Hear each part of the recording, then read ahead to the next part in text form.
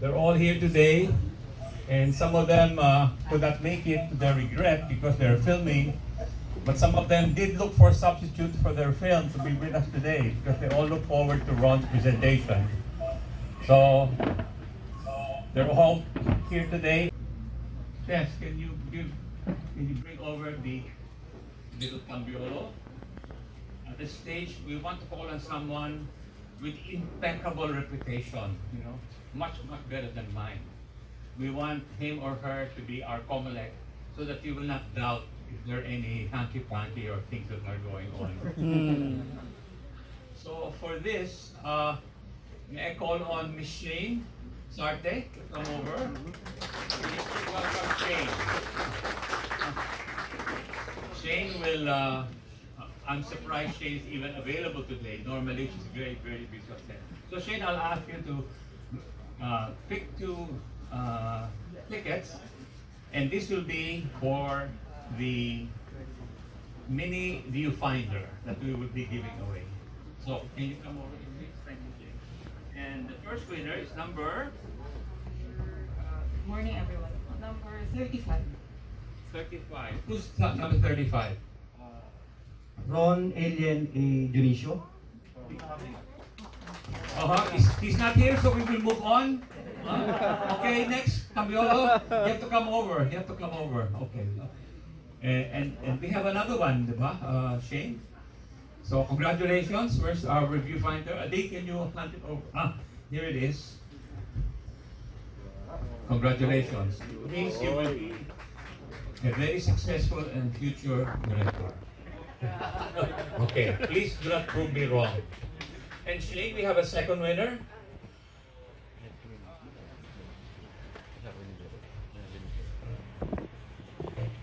Number 20.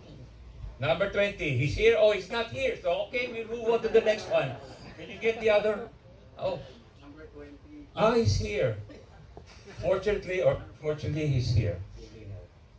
J. Linaw. J. Linaw. Direct J. Linaw. Congratulations. Nag-loot pa ka, mga kaibigan ko lahat. Congratulations, sir. Please continue your illustrious career. Thank you for your presence. Number 4. Uy, sa atin yun ah. Elmer. Is Elmer here? Hello, sir. Okay, let's pull another one. Ay, andito. Thank you, Direct Dindo. Okay. Now we're assembled. Let's go back to Ron, which is the reason why we're all here. Sir Mer. Back to you, Ron. Kaway. Picture na. Nakabidyo na yan. Congratulations.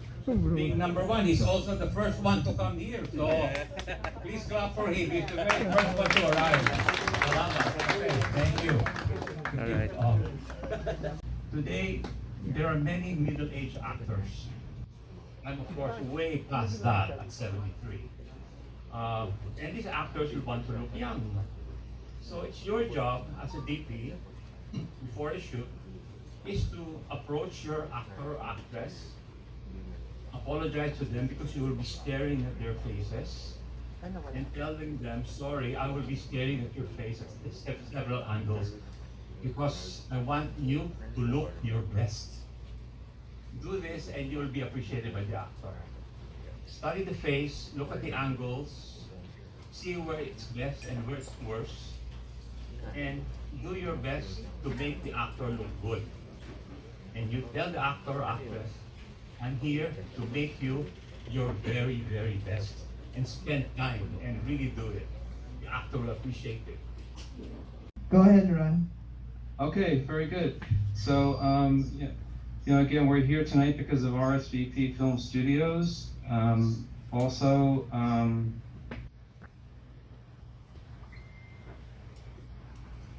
slide's not moving.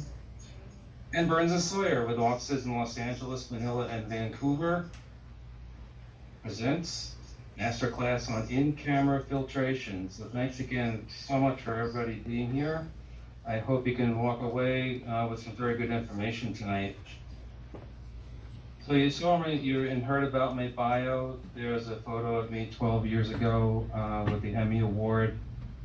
As you could tell, I haven't lost much hair in the last 10 years. Still have a little. So we're going to start out with our technical discussion, and we're going to follow it up with practical examples of filtration based on the 3 categories that Ali mentioned. So we'll start with technical. Ali mentioned the term full spectrum ND.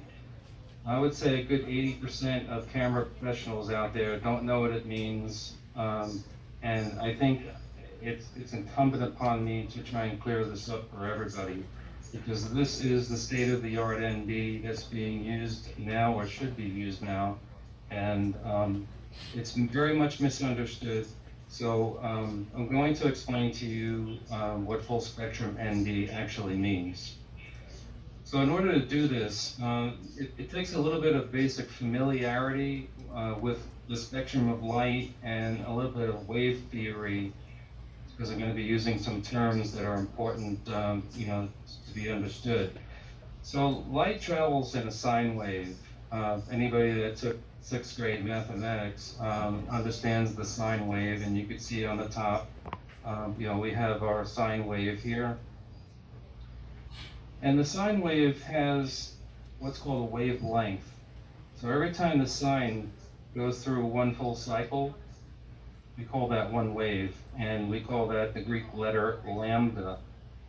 And that's how we determine wavelength. It's what we call lambda being the wavelength. So wavelengths are measured in units of length. Recording in progress. Similar to anything else that you might measure with a ruler. And the unit of length that we use for wavelength is called a nanometer, which is 1/1000th of 1 meter. So just imagine you had a meter stick, which is a little longer than a yardstick, and you slice it into 1 billion even slices. One slice is equal to 1 nanometer for students. So if this is a little fundamental, forgive me, but how to mount the filter on the front of the lens. This is an illustration of a map box that sits on rails.